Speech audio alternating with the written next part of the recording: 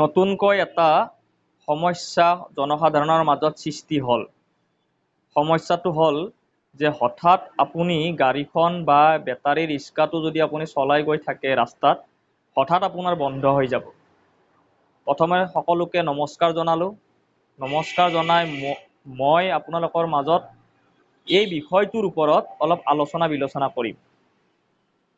সম্পূৰ্ণৰূপে শুনিব, মানে মোৰ অভিজ্ঞতাৰ ফালৰ পৰা, মোৰ যিহেতু ইলেক্ট্ৰিক প্লাছ ইলেক্ট্ৰনিক্স আৰু ইণ্টাৰনেটৰ বিষয়ে মোৰ 10 বছৰৰ অভিজ্ঞতা থকাৰ কাৰণে মই আপোনালোকক মোৰ কথাখিনি মই শ্বেয়াৰ কৰিব বিচাৰোঁ। আপোনালোকে ভালকৈ শুনিব। যিহেতু দুদিনমানৰ পৰা আপোনালোকে লক্ষ্য কৰিছে যে বেটাৰী ৰিক্সাসমূহ বহু ঠাইত হঠাৎ ৰাস্তাত বন্ধ হৈ যায়।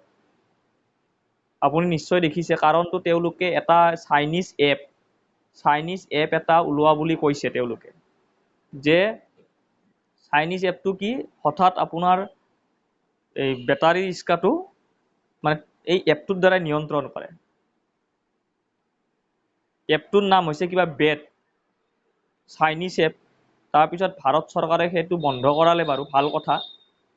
কিন্তু আচলতে বেটাৰীটোৰ লগত এই এপটোৰ সংযোগ কেনেকুৱা, এই বস্তুটো মই আপোনাক বুজাই দিওঁ। আচলতে মই যিখিনি জানো, আজিলৈকে কোনো তেনেকুৱা এপ ওলোৱা নাই যে বেটাৰীটো ডাইৰেক্ট ব্লক কৰি দিব। নহয়, নোৱাৰে। কিন্তু যদি তাতে কোনো ইলেক্ট্ৰনিক্স বা কিবা ডিভাইচ যদি তাতে সংযোগ হৈ আছে, তেতিয়া কিন্তু সেইটো পাৰে, এইটো সম্ভৱ। সেইটো সকলোৰ ক্ষেত্ৰতে পাৰে। কিন্তু কেৱল বেটাৰীৰ বেটাৰীটো ব্লক কৰিব নোৱাৰে। আপুনি ধৰি লওক, বহু নেতা মন্ত্ৰীয়ে কৈছিলে যে EVM মেচিনটো হেক হয়। নিশ্চয় হ'ব পাৰে। আপুনি ব্যৱহাৰ কৰা মোবাইলটো যদি হেক হৈ যায়, EVMটো হেক হৈ যায়, আৰু এইটোতো সাধাৰণ কথা, একদমেই সাধাৰণ কথা।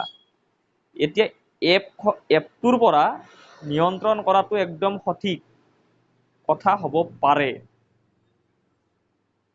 এই এপটো ওলালে কোনে? চাইনাই ওলোৱা বুলি ক'লে হঠাৎ বেটাৰী ৰিক্সাবিলাক সংযোগ কৰি দিয়ে।